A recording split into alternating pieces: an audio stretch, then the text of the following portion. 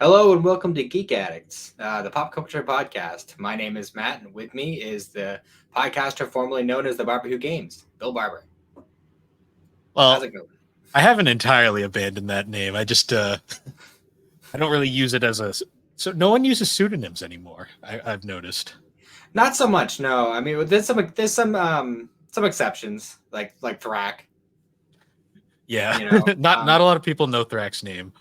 yeah, Um, I don't. I know it, but I don't think he knows I know it. So That's fair. well, I'm not going to announce it here in case he wants to keep it secret. But I do know Thrax's name. Yeah. So Well, I mean, I would hope so. You guys have been running a podcast together for like what, half a year now? yeah, just about. I didn't find out from him though. Let's just say. That's kind of funny. I didn't find out from actually anybody. I unintentionally discovered it. Oh, well, that'll happen. Yeah. So how's Um. your week been? This week's was not fun. Well, it was No. somewhat fun. We over on 3DO we did our what I'd like to call our magnum opus, where we finally covered the infamous plumbers don't wear ties. Yeah, I was Um. wondering about that one. I don't really know much about the 3DO, and what I do know, I pretty much know from your podcast. Um, but that is one of the few games that I am aware of and I know exists, even though I know nothing about it. It So I is knew it was going to one come of up eventually, but it is one of the most fascinating like dumpster fires of a game you'll ever experience. mhm. Calling it a game is generous, but yeah, that was the one we had been hyping up for a long time, and when we finally covered it because the definitive edition just came out on Mhm. all the platforms. So now anybody can experience plumbers don't wear ties for a low price of $20. Jesus. Speaking of games that have recently released, I got the new Battlefront Classic Collection on Switch. I have not heard good things about that collection.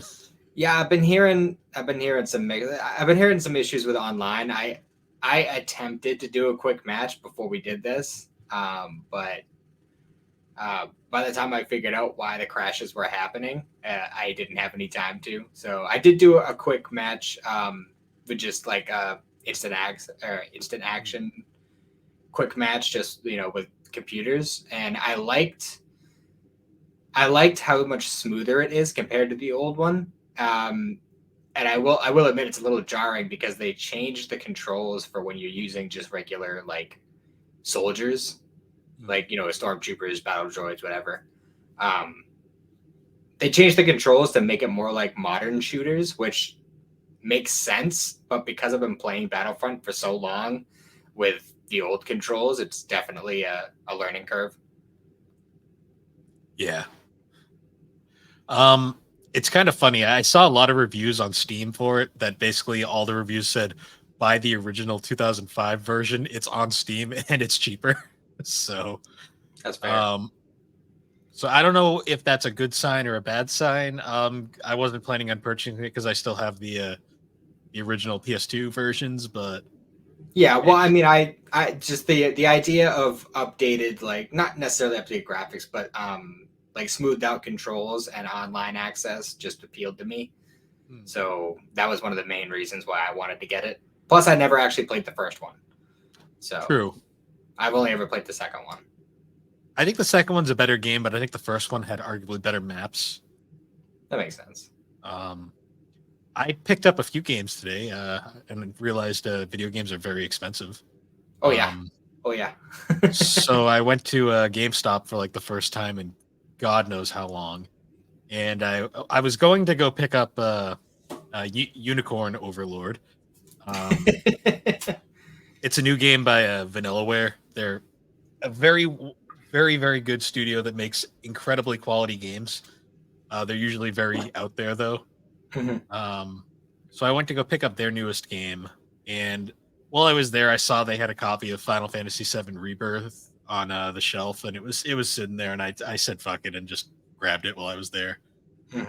Um, got $70 for that. Eeh. Yeah, that's what it's going Um, for on Amazon too. I'm planning on picking it up at some point, but um, honestly, I'm kind of dragging my heels on it a little bit because I know I'm not going to jump. Well, first of all, I still have to beat the DLC of the first game. hmm. I only just barely started it. I'm like maybe an hour into it, so I still need to do that, which is like what solid 15 hours of gameplay. So Yeah. there's no huge rush for me. Plus, I'm playing Chrono Trigger, which I'm like 7.5, 8 hours in right now, and What are you thinking of it? I'm really Oh, enjoying it so far. isn't it such a good game?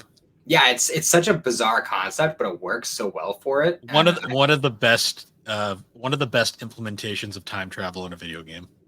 Yeah, for sure. I'm liking it's definitely a kind of a breath of fresh air not having the random encounters.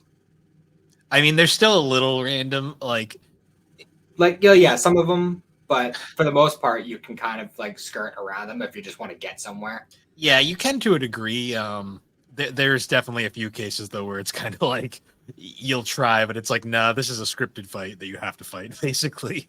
Yeah, but no, overall, right now, I've gotten to like the time hub, whatever, and I've explored fairly thoroughly every time period that I have access to right now. And last time I played, I left off when I was about to go into the mountain to find the legendary sword for the hero in the year 600. Hmm. So that's where I'm at right now. I'm still pretty early on, but I'm enjoying it. And I'm liking that I haven't really had to look up walkthroughs much at all. No, it's a very, very solid RPG. Arguably, there's a reason why it's so highly acclaimed these days. I figured as much, but it's one of those things where you can only believe the hype so much until you actually jump into it yourself. Hmm. So Now, Chrono Trigger is definitely one of the ones that I believe fits that bill. Um, in particular, that was actually the first video game I ever spent over $100 on. oh yeah, When I first got into collecting, that was one of my first flea market trips. I found it for 100 at the time, which arguably is probably a good price these days. yeah, no Um, kidding. and I bought it, and my copy is so sun damaged, it's not even funny. Like it's like yellow. It is hilarious, but it works, and I don't care. I've had it forever. Yeah, I'm not a collector, so I am perfectly comfortable with my digital copy. If Yeah, if I can find a physical copy at a reasonable price for a system that I actually owned, it'd be different. I would definitely go for the physical then. But as it stands, although there is like, um, I have seen something about one of the creators for it. Um, I think think he's currently working on the Final Fantasy VII remake or one I'll, of I'd something like that. But basically, like he was asking fans, like, what kind of remake would you want to see for Chrono Trigger and stuff like that. So people are starting to speculate if, when the FF7 remake trilogy is done, if he's going to try and get the Chrono Trigger remake off the ground. hmm, So we'll see. Um, yeah, it's God, that is such a fun game. mhm. Um, I just wish there was there was easier ways to play it. Other than the easiest way, I guess, to play it now is it's on Steam. There's a Steam release. Mhm. Um, but if you don't like playing RPGs on PC, the only other option, well, I guess if you have a Steam Deck, it's different. But the only other option I can think of is, I guess, the Vita version because the Vita store is still technically open. So Yeah, that's the version I'm playing. because even the DS version is absurdly expensive now. Yeah, if I could get that version, that's probably what I would have gone for. But oh well. Um, Yeah. yeah, and You know what I yeah. Mhm. Okay. speaking of insane collecting, I found out. Um, did you know that the PS5 version of Final Fantasy VII Remake Intergrade, that is like $100+ game now? Really? Yeah. So they I got mine so for $40 like 2 months ago. do you have like the physical like Final Fantasy VII like Intergrade version? Yeah. Oh wow, you got lucky then. But it is Um, technically a UK version. I don't know if that matters, but it does a bit. The UK version is incredibly common. Okay, fair enough. The North American version had an extremely low print run. Huh. That's So there weird. was, yeah, it's, I don't really understand it, but yeah, it had a very low print run, and because of that, now that game is like $140, I think. That's so weird. I feel like people would just buy the UK version if that's the case. I mean, There's a reason why that's not desirable. I think it has something to do with like the DLC code that came with it doesn't work or something. I'm there's a not. way around that. Yeah, I know. Yeah, you just got to make a profile under a UK um, zip code and then just download it under that profile and you're good. Yeah, I'm not sure if that's gonna run into issues later on though. Um, but as a for collectors of games, like I guess that North American version is very sought after. That's fair. And I laughed because I picked that up the day it came out at GameStop just randomly for like $40. Really? Hmm. I would have thought it would be more expensive first day.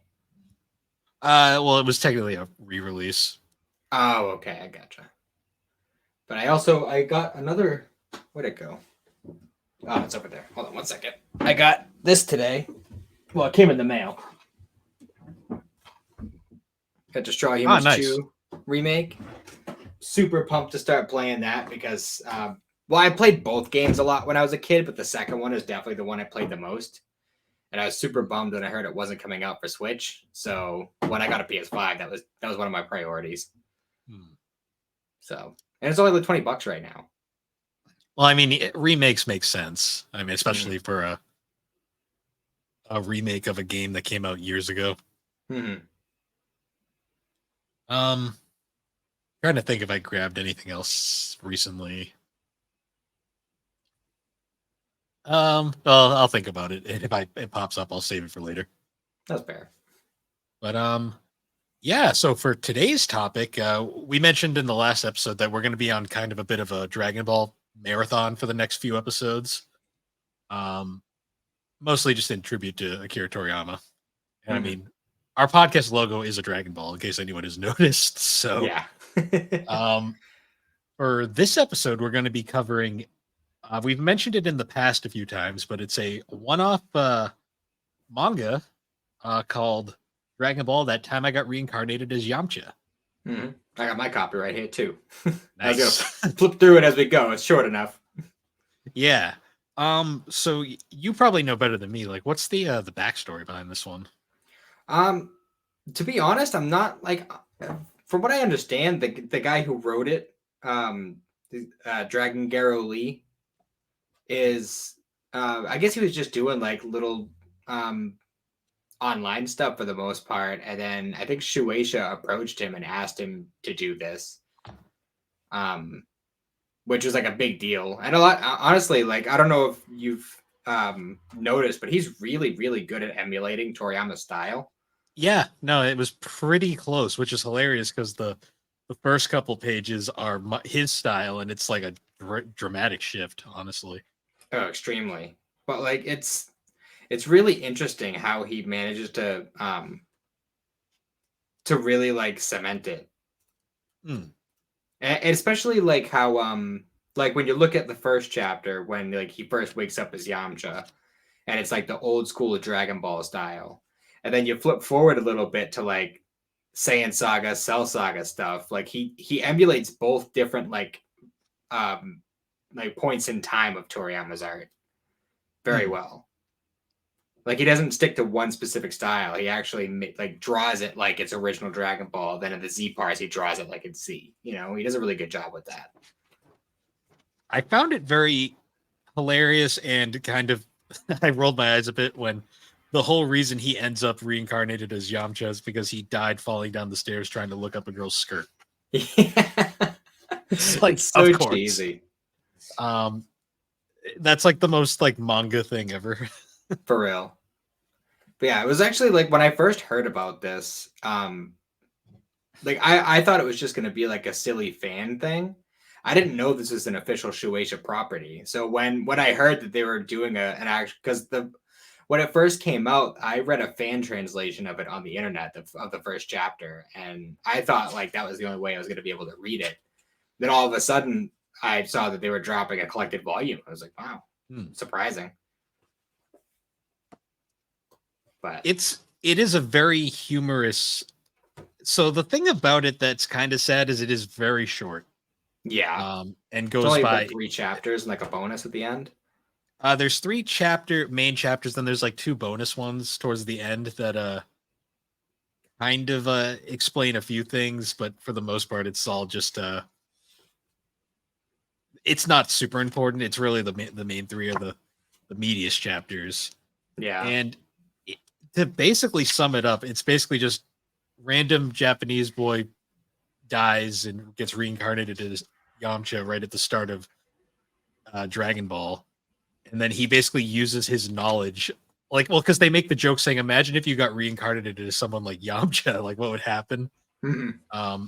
And it's basically he uses all of his knowledge of the series to basically prevent Yamcha from being pathetic. Yeah, he actually avoids dying throughout the entire like section of the story that's covered in this one volume.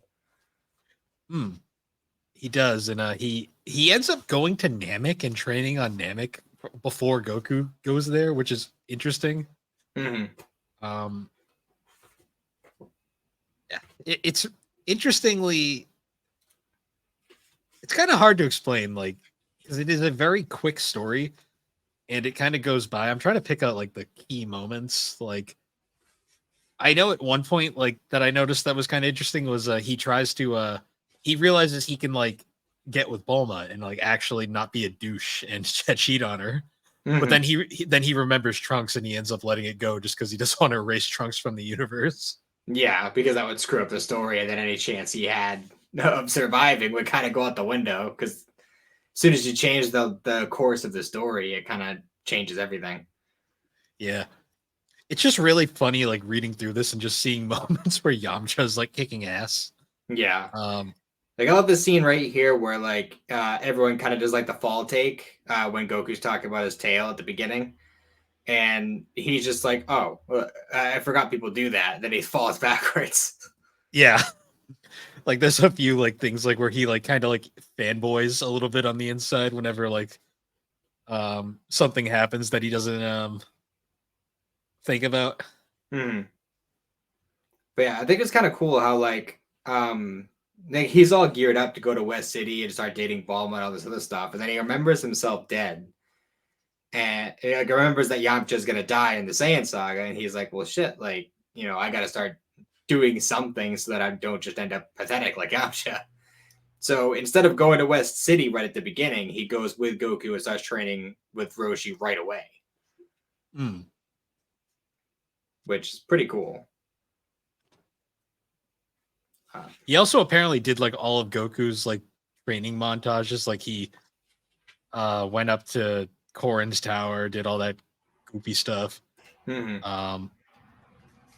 Also, the way he gets to Namek is interesting. He finds the spaceship early, which totally isn't going to screw the timeline up at all. Yeah. But yeah, I do find it kind of odd that it goes from the end of the first arc where Yamcha's like, "All right, I'm gonna go train with Roshi with you, Goku," and then you turn the page, and it's the Saiyan saga, and there's the 6 Cybermen. Yeah, like and he just literally just leapfrogs over everything in original Dragon Ball. Yeah, which is interesting because you wonder how that would have changed everything. Yeah, for sure. But yeah, I love how it kind of like starts out where he's gonna fight the Cybermen, and like it kind of starts out the same way, and then all 6 of them explode on him, and he's just totally fine. Like one of my favorite like mythology gags, mostly just because it's a joke that only will work because of like the fact that this guy knows everything about Dragon Ball. When he's fighting Vegeta, he makes the point at one point of being like, "Hey Vegeta, look over there, it's Beerus the Destroyer." Yeah, and Vegeta like legitimately goes, "Huh?" And it just enough time to distract him. Yeah, which is really funny because it's like that is such a reference that like makes no sense at that time of the series. But it's funny how they include that into it. Yeah, it's pretty great. Also, the fact that he goes to kill Vegeta when Goku won't, but he ends up not doing it just because he once again is guilted by Trunks. Yeah, which fair. Trunks is a great character. Any true Dragon Ball fan wouldn't want to erase Trunks from the timeline. So what did you think of Chiaotzu being evil, just for the fuck of it? Yeah, just out of nowhere, it's like, oh, there's another person who's reincarnated like you, and you're like the whole time you're thinking like, oh, well, which one of these people is it? And then it turns out to be the one person who's more pathetic than Yamcha. I know. It's like I turned the page and just saw this image, and I was just like, what am I reading now? like where have we gone in this? Yeah, it's pretty silly. And then yeah, so he goes to Namek, and that's like kind of his whole like way of trying to improve well enough for the Saiyans. So he has the elder Namek guru awaken his power, and then he trains with Nail for what, like 6 months, something like that. And Yeah. I think by the end of it, his power level is like 10,000, which is actually higher than Goku's is when he comes back to Earth. I'll never understand Dragon Ball power levels. I will never understand. Well, that's the thing about them, is they're only there just to prove that they're unreliable. Pretty much, yeah. Yeah. But yeah, I don't know. It's just silly. And then friggin' Nappa gets taken out like nothing. Yeah, he does. Which makes you wonder, huh? He got taken out like nothing the first time around as well, but yeah. But I don't know, it just makes you kind of wonder like how, like, I just wish they had spent more time on it. Like, if it didn't necessarily have to be a whole series, but like, maybe like a slightly bulkier than normal sized volume with like a regular like 10 to 15 chapter volume. Yeah. And actually kind of like go into a little bit more, because there's so many things that kind of don't make a whole lot of sense. Because if he was so quick to destroy all the Cybermen and pretty much immediately take out Nappa, then how does Goku show up in time? Because part of that whole thing was like Vegeta and Nappa just kind of sat around and waited for 3 hours for Goku to show up. Well, the timeline is already broken enough, so Goku just arrived earlier. Yeah, that's fair. We'll use some Toriyama logic here. Yeah, well, you kind of have to with when it comes to any kind of Dragon Ball. But I love it. Huh? There's just something funny about Yamcha holding up Goku after a fight. Like, yeah, right. It's like, this is just so not right, but like you just kind of accept it because it is what it is. For real. And I love that while they're like having the final fight with Vegeta in the Saiyan arc, Yamcha's fighting them and stuff. And Vegeta's just doing his usual like villain shit, and Yamcha's like, "I won't let you take Bulma," and he's like, "Who the fuck are you talking about?" I know. I don't even know who that is.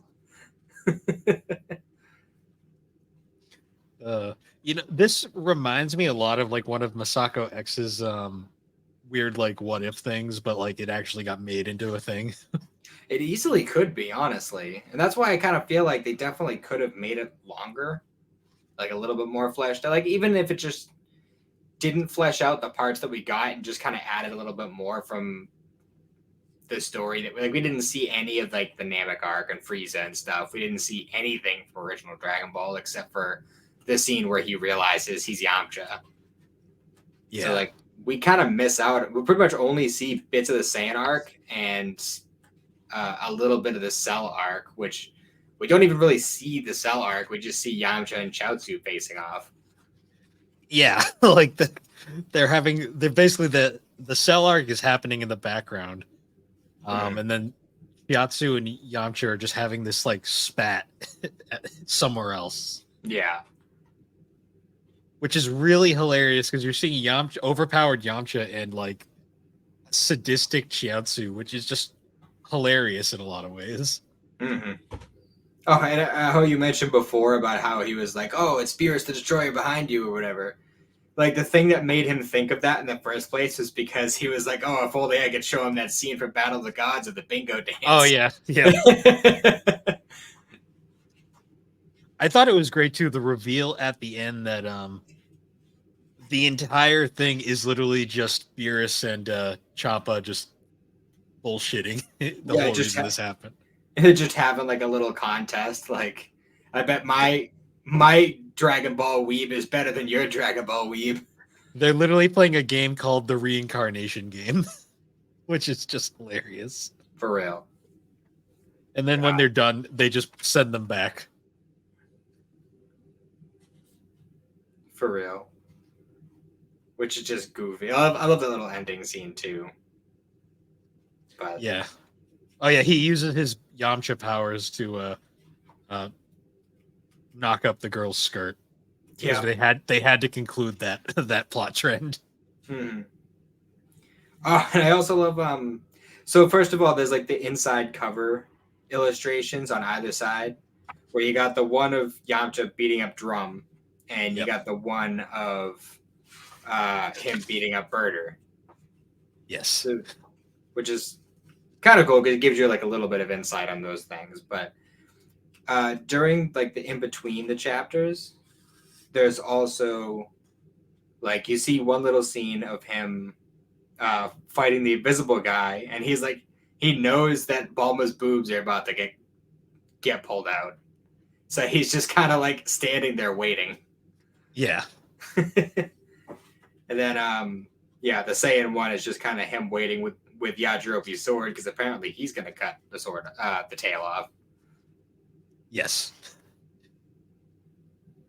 which is And kind of then a the bummer because that's like the one thing Yajirobe got to do. yeah before he just became before he became Korn's buddy. Yeah, Bean Uh, Daddy.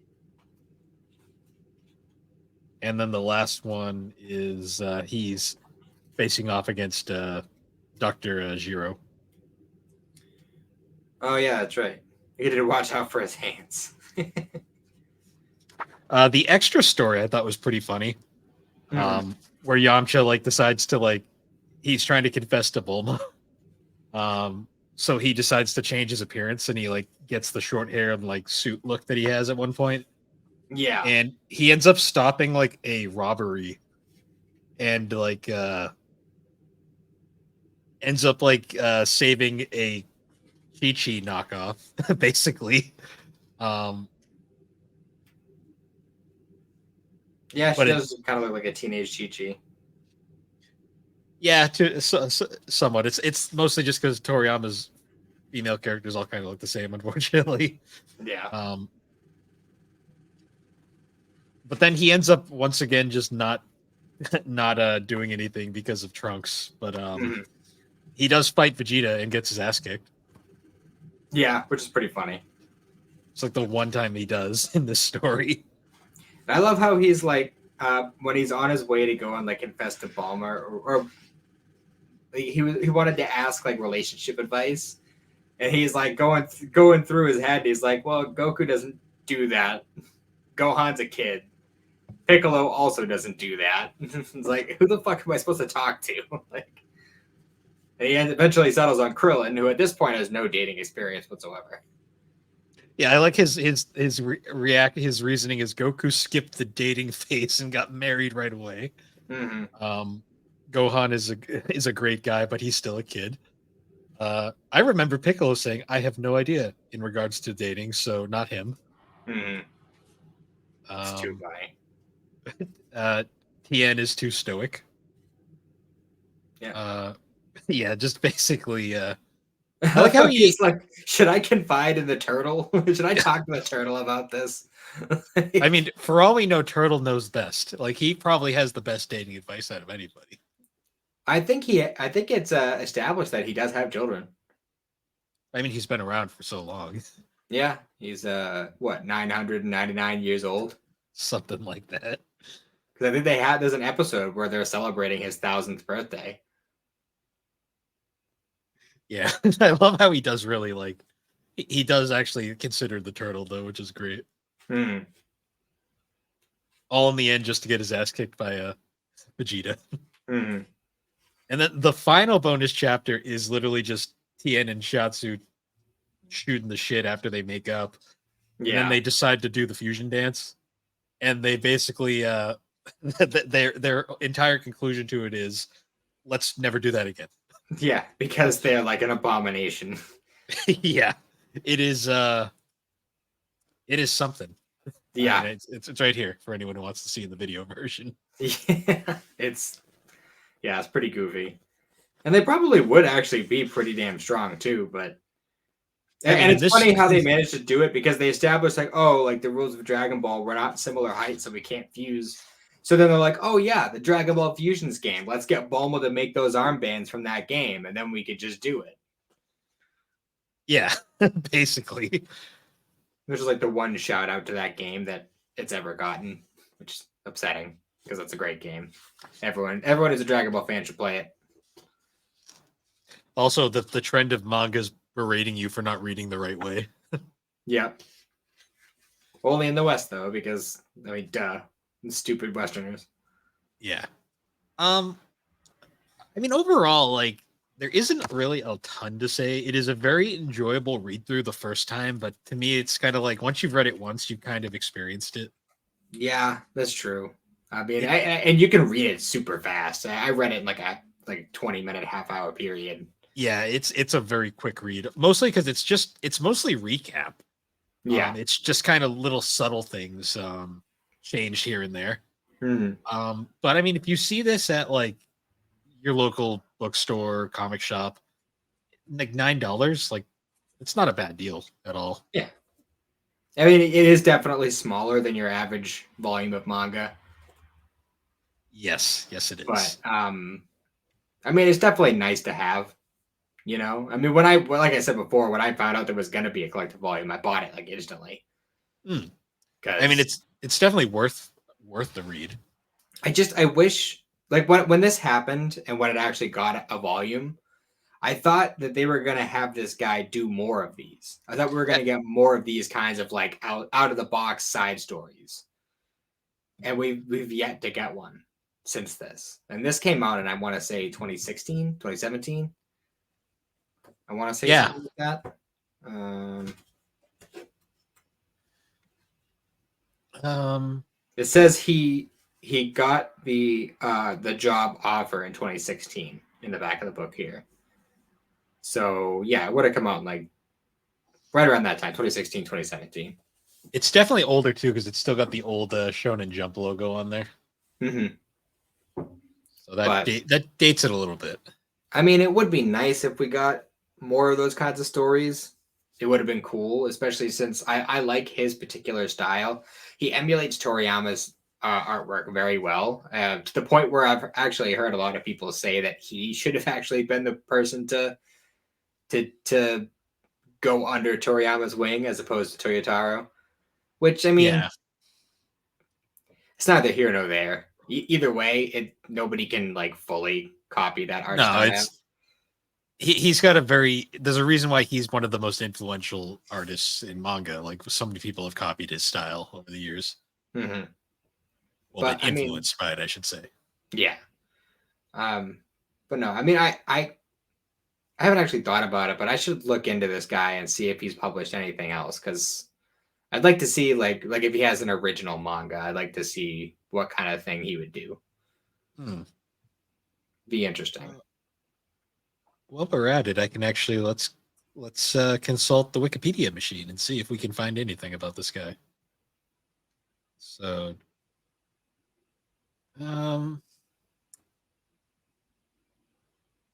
let's see here.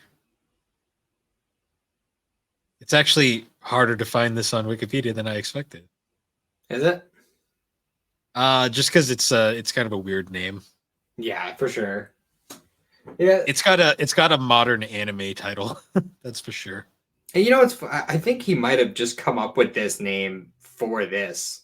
I mean, the fact that his name is Dragon Garo Lee, like it's very clearly like it's he based that name around Dragon Ball Z.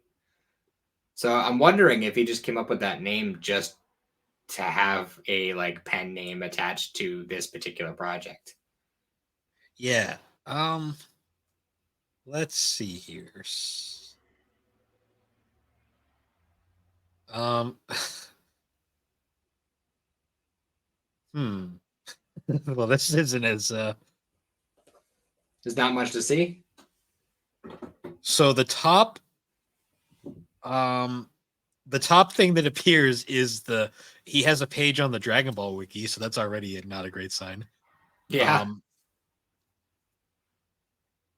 uh okay, his only work apparently is this. that's kind of a bummer. I was really hoping he would have more to his name than that, but So I guess he has some doshinji that he's done, but nothing official. that's fan manga, right? Yes. Okay. So I thought. Um Is it yeah, Dragon Ball fan manga or just a bunch of other stuff? it doesn't list any of it. Oh, all right, fair enough. Yeah, I'd have to do some deep diving to actually find. I'm always worried about that because you never know; it might be a porn thing or something. Who knows? um, but no, it's definitely a fun read. Hopefully, we get more of this kind of thing in the future. Yeah, honestly. I mean, I don't think about it. It's been almost 10 years. That's weird. Weird to think about. Yeah. I think I was still working at Cumberland Farms when this came out. Um, I was at Richards, working nights. Good Mm-hmm. times. Yeah. So, on the subject of Toriyama stuff, I did find my copy of Sandland, so I'll be reading that very shortly. That's getting a re-release pretty soon, I've heard. So I'll be picking up that when that comes out. The volume? Hmm. Nice. Cool. Yeah, because the series is coming out next week. Or actually, when at the time of this episode's release, it'll be 2 days. Hmm. Yeah, I'm Um, looking forward to giving that a shot. I'm pretty sure it's just the movie that was made last year, just cut up into episodes. Okay. Like the same deal as the Kaguya movie. Okay. Well, I'll still check it out. So. I mean, it's still, yeah, I mean, either way, it's movie quality, just split up into episodes, so it can't be that bad. True. It's not really that it'll be bad. It'll just be I think the flow will get messed up because of that. But True, but at the same time, I guess Toriyama had come up with a like follow up. okay, So there's going to be like a part two to the series because it's just going to be like a 6 episode thing covering the events of the manga. And then I think later we're going to be getting a follow up 6 episodes. So that'd be kind of cool.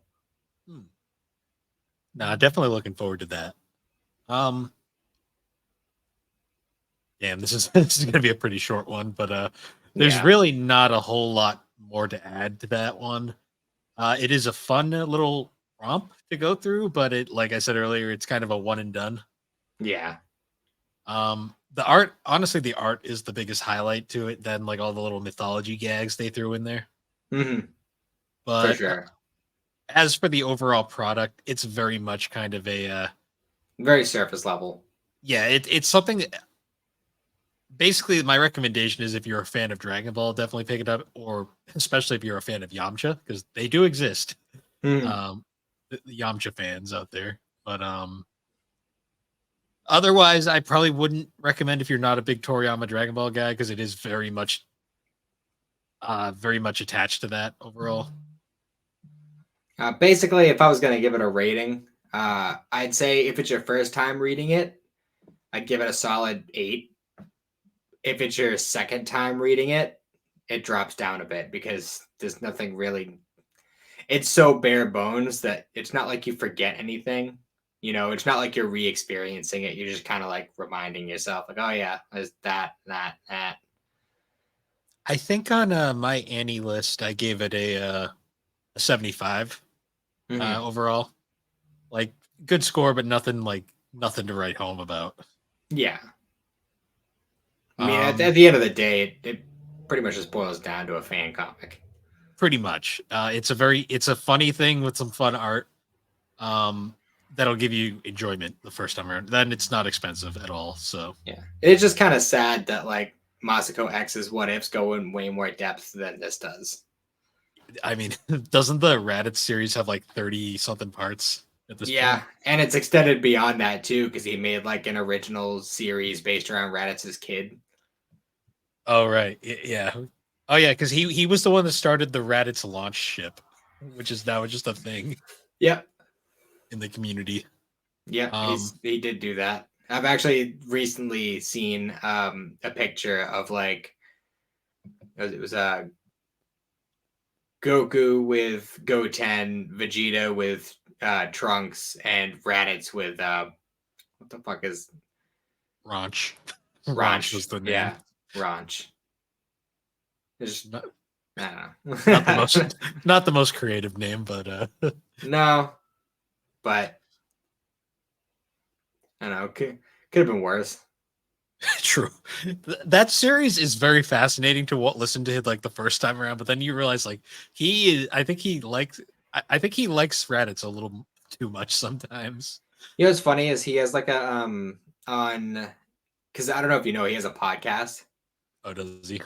Yeah, I don't think he's updated it in a while though. But he was doing like dramatic readings of his What If Frieza Turned Good story for a while on that. Oh, gee. That was interesting.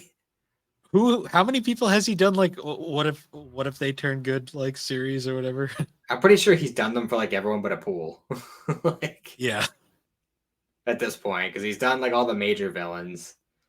I mean, Boo already turned good, so he's kind of a moot point. I remember the Nappa one. The Nappa one was interesting. Yeah, that was kind of silly. And then what were some of the other ones?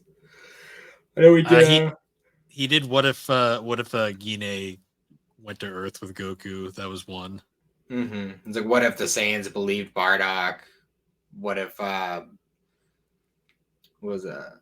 There's like, what if Cell turned good? What if Deborah turned good?